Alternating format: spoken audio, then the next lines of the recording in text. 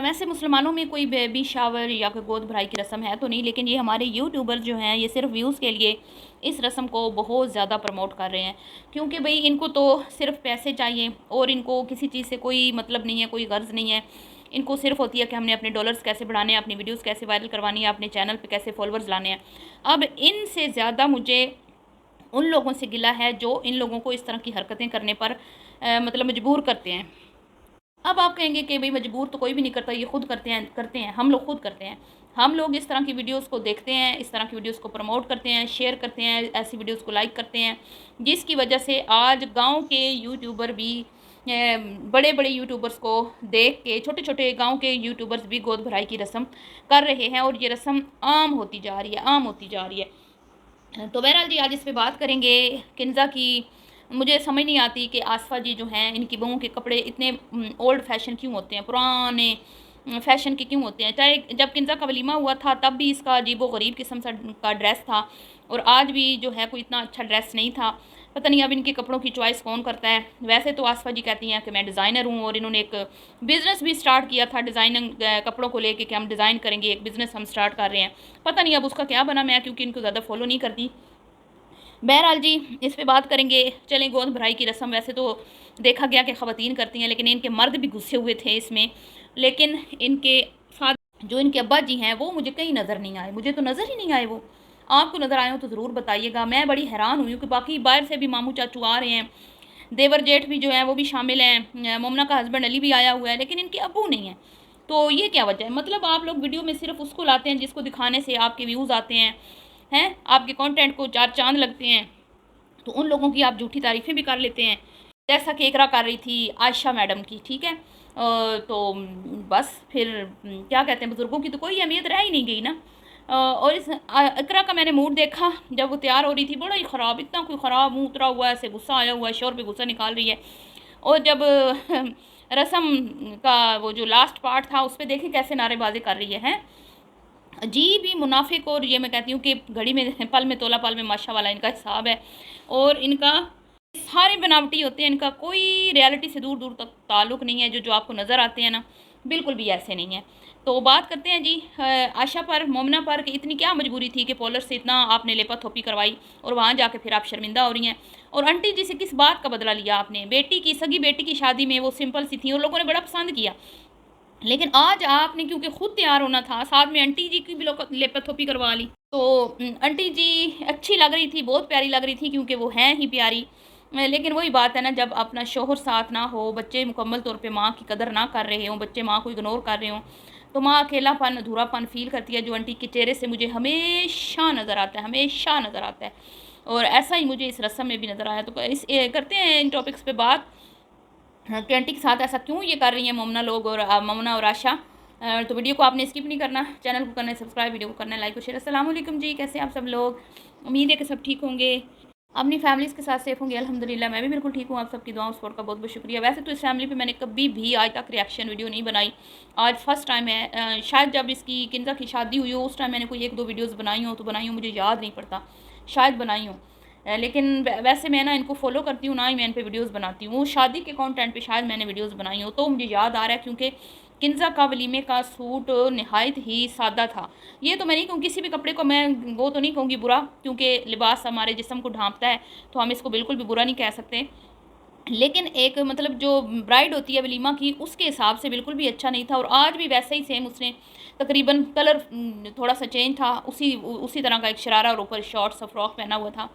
इनकी fashion sense या तो अच्छी नहीं है या फिर आसफ़ा जी बहुत ज़्यादा कंजूसी करती हैं, लेकिन ख़ुद वो हमेशा सबसे अच्छा तैयार होती हैं। मुझे समझ नहीं आती कि वो अपने ड्रेस तो बड़े अच्छे अच्छे बनवाती हैं, और इनकी जो बहुएँ हैं ख़ास तौर पे साहिबा और किन्ज़ा, इनके कपड़े अजीब व गरीब से होते हैं, इकरा के फिर भी कुछ बेहतर होते हैं। अब मुझे नहीं पता कि ये सास की चॉइस होती है या कि ये खुद चॉइस करती हैं, अल्लाह आलम। लेकिन मतलब कि सही, मतलब मैं अब क्या ही बताऊँ, मतलब कि फ़ैशन के हिसाब से नहीं होते। अगर इनको देखें कि ये इन्फ्लुएंसर हैं, यूट्यूबर हैं, वैसे तो हर चीज़ को ये फॉलो करती हैं, तो इस चीज़ को भी इनको ख्याल रखना चाहिए कि अगर वीडियो में बेहुदा किस्म की रसूमात को आप प्रमोट कर रहे हो, जिनका कोई सर ना पाँव, ना लेना ना देना, एवं फ़िज़ूल ख़र्चा, तो सिर्फ व्यूज़ के लिए, फॉलोअर्स बढ़ाने के लिए तो वहाँ पे फिर आप थोड़े से ढंग के कपड़े भी पहन लिया करें ना। कपड़े वही आप तकिया नुस्खे निकाल के अलमारियों से पुराने बसीदा पहन लेते हैं। आप में इतना दम नहीं है कि आप अच्छे कपड़े जो है वो पहन लें। इकरा का मुँह पता नहीं क्यों लटका हुआ था जी। और मुझे इतनी गंदी बात लगी, ये जो इकरा का हस्बैंड है, मुझे नाम नहीं इसका आ रहा, ये सारी औरतों के पास पहुंच जाता है कैमरा लेके, भाई साहिबा भाभी कैसी लग रही हैं, देखते हैं साहिबा भाभी कहाँ पहुंची हैं, कपड़े चेंज हुए हैं, तैयार हुई हैं नहीं। और इन सब को ये तो बस मैं अभी तैयार हो रही हूँ, मैं ये निकाल लिया, मैंने ये कर लिया, मैंने ये पहनना है, ये मैंने शादी की चूड़ियाँ निकाल रही हैं। कितनी शर्म की बात है। अस्तगफिरुल्लाह। मतलब कि पहले देवरों से ना, जो देवर होते थे, अभी भी ऐसा ही होता है आम घरों में, इन यूट्यूबर्स को छोड़ के, कि भाई देवर से इतनी शर्म व हया करती हैं भाभियाँ, देवर हों जेठ हों, जब वो आते हैं सर पे दुपट्टा ले लेना और थोड़ा अपने लिबास को भी सेट कर लेना, भाई बड़े हैं कोई छोटे हैं लिहाज होता है ना। यहाँ पे तो अजीबो गरीब किस्म के सिलसिले शुरू हैं जी, कोई शर्मो हया रह ही नहीं गया, दुपट्टे गायब हो रहे हैं, फैशन दिन ब दिन बढ़ता जा रहा है, बेहुदा किस्म की रसूमात को फॉलो किया जा रहा है। फिर जी वो भाभी के कमरे से हो के उसकी तैयारी दिखा के, मतलब कि भाई आप भाभी के कमरे में जा ही कैसे सकते हैं, कितनी बुरी बात है। फिर अपनी वाइफ के कमरे में वो ऐसे फूला हुआ, पहले उसका मुँह जो है वो लड्डू की तरह फूला हुआ, ऊपर से जब वो गुस्सा होती है तो और ही फूला हुआ मुँह लेके वो बैठी है, और फिर उस पर गुस्सा निकालने की उसने कोशिश की, लेकिन वो क्योंकि उसके हाथ में मोबाइल था तो अहद शायद नाम है उसका, तो उसने दरगुजर से काम लिया और साइड पे हो गया। फिर जी आयशा मोमना की एंट्री होती है। आयशा मोमना अपने मुंह के ऊपर पूरा, मैं कहती हूँ कि वाइट बेस थपवा के, इतना गंदा मेकअप करवा के, टीके लगा के, झूमर पहन के और हेयर स्टाइलिंग करवा के, और जो इसने सूट पहना हुआ था, आयशा ने ये निकाह का पहना हुआ था, अपने भाई के बिलाल के निकाह पे इसने ये सूट पहना था। इसने और आमना ने, ये दोनों ने एक जैसे सेम ड्रेस पहने थे, और वो पहन के, और यहाँ पे आके कह रही है कि घर से ये निकली है ना झूठी औरतें, मोमना और आयशा, तो इन्होंने कहा भी हमने एक इवेंट पे जाना है, गोद भराई की रस्म, किन्जा के गोद भराई है, तो हम उसके लिए तैयार होने जा रहे हैं। लेकिन जब ये वहाँ पे पहुँची है ना, तो ये इतनी लेपा थोपी करवा के गई है, वहाँ कहती है वो हम शूट से आ रहे हैं, हम शूट करवा के आ रहे हैं, झूठी। और तो शर्म तो ना आई तुम लोगों को, हैं तुम लोग तैयार हो कि थकती नहीं हो। चलो मोमना का तो भाई था, वो थोड़ा एक्स्ट्रा तैयार हो भी जाती। तो इसका आशा का क्या काम होता है कि हर जगह पे ये दूसरों को मतलब कि नीचे दिखाने के लिए, और ख़ुद को ये अपनी एफर्ट लगाती रहती है ये साबित करने के लिए कि मैं बड़ी मॉडर्न हूँ, मैं सबसे अलग हूँ, मैं सबसे अच्छा, मेरी फैशन सेंस है, मेरी ड्रेसिंग बड़ी अच्छी है, मेरा मेकअप जो है उसकी मुझे बड़ी सेंस है। इस चक्कर में ये बंदी कुछ एक्स्ट्रा ही कर लेती है, हालांकि इसका काम है कि थोड़ा सा सादा रहे, सादगी में जो है ना वो इंसान अच्छा लगता है।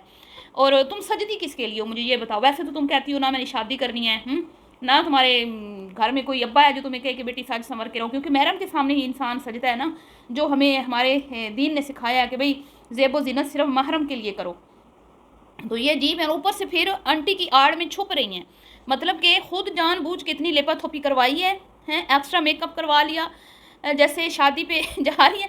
अनमोल ने सही नाक काटी है फिर से आशा की।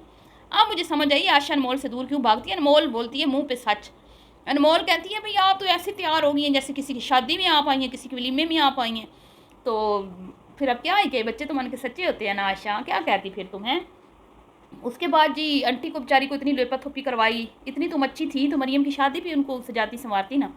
आंटी की मरियम की शादी पे तो आंटी को तुम लोगों ने पूछा ही नहीं, और आज उनको जूड़ा बनवा के और उनको मेकअप और पता नहीं पीछे वो डिज़ाइनिंग करवा के जूड़े की पहुंच गई हैं लेके, और बार बार कह वो अम्मी का भतीजा है ना, वो अम्मी बड़ी खुश है ना। है अपनी बेटी की शादी पे अम्मी खुश नहीं थी, उधर अम्मी तैयार नहीं हुई, भतीजे की बेबी आने की खुशी अम्मी को ज़्यादा है, जो अम्मी इतनी लेपा थोपी अम्मी को करवा दी है बेशरम। और तो पता नहीं किस, मैं कहती हूँ कि चीज़ का बदला लिया है मोमना और आशा ने अम्मी से। और जब से मरियम गई है ना, मुझे ऐसे लगता है कि आंटी जी बहुत उदास हैं, आंटी जी के चेहरे से ना रौनक ख़त्म हो गई है। पहले बिलाल चला गया, हस्बैंड के जाने के बाद फिर बिलाल चला गया, उसकी मजबूरियाँ थी, अब मरियम चली गई, और ये दोनों औरतें तो बड़ी सेल्फिश हैं, इनको तो ज़रा भी माँ की फ़िक्र नहीं है। और वहाँ पे फिर जो एक जैसी चुड़ैलें मिल गई सारी, इकरा मोमना, इनके मिजाज बड़े मिलते हैं, सारी एक जैसी हैं। फिर में साहिबा भी पूरा साथ दे रही थी, और फिर ये नाराबाजी और ये हल्ला और गुल्ला। और खाना क्या दिया, सिर्फ शोरबे वाला चिकन। कोई और चीज़ नज़र आई है आपको आइसक्रीम के अलावा, वो भी बाद में लेके आए हैं। आपने कुछ चीज़ और देखी शोरबे वाले चिकन और नान के अलावा, जैसे कि कोई अब मैं क्या ही कहूँ इनको, जब तुम लोगों के दिल इतने बड़े नहीं है कि तुम अच्छा खाना खिला लो किसी को घर बुला के, तो क्या ज़रूरत थी फिर गोद भराइयों की रस्में करने की? है कम से कम दो चार चीज़ें तो बनाते ना, कोई साथ में बिरयानी होती, कोई मीठा होता, कोई सैलड वगैरह होता है। एक देग बनवा लिए चिकन की शोरबे वाली और नान ठुसा रहे। और अब्बा तो पता नहीं किधर गायब किया इन्होंने, अब्बे को तो ऐसे गायब किया जैसे मतलब वो आ गए तो पता नहीं इनका क्या नुकसान हो जाएगा।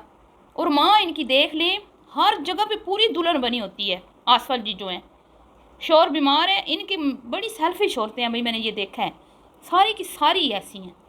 अल्लाह माफ़ करे, अस्तगफिरुल्लाह। आंटी जी जो है ना, मरियम की अम्मी, वो अपने हस्बैंड के साथ बहुत अच्छे से चलती थी। मैंने उनको देखा है, बच्चों की शादियाँ बिलाल की और आमना की, तो अपने शोर के बाजू पकड़ के साथ साथ होती थी। तो मैंने वीडियोस पुरानी देखी, मुझे बड़ा अच्छा लगा, मुझे दुख हुआ है कि उनके हस्बैंड उन्हें छोड़, भाई अल्लाह को प्यारे हो गए, बस सब ने जाना है। लेकिन एक जब अकेला रह जाता है ना, तो यकीन करे उसकी ज़िंदगी ख़त्म हो जाती है। और फिर ऐसी निकम्मी औलाद, ना मज़ा ना सवाद, ना अली को माँ की फ़िक्र है। अच्छा, और मज़े की बात, शुक्र करें अली ने माँ की नाक नहीं काटी जब आए हैं ना आंटी तैयार होकर, क्योंकि अली को तो ज़रा सेंस नहीं है कि मैंने क्या बोलना है क्या नहीं, बस मुंह पे कुछ भी बोल देता है। तो बल्कि मोमना ने दुआ भी की है कि या अल्लाह आज कुछ मतलब कि गलत ना बोल दे आंटी। फिर कहती फुप्पो बताओ कैसी लग रही है, तो कहता है बुशरा अंसारी की पता नहीं क्या कहते हैं, अम्मी लग रही है, इस तरह कुछ करके ना कहता है। तो चलिए जी, इनकी ऊट पटांग हरकतें तो ख़त्म नहीं होंगी। मैं मिलती हूँ नेक्स्ट वीडियो में, भी के लिए इतना ही। अल्लाह हाफिज़।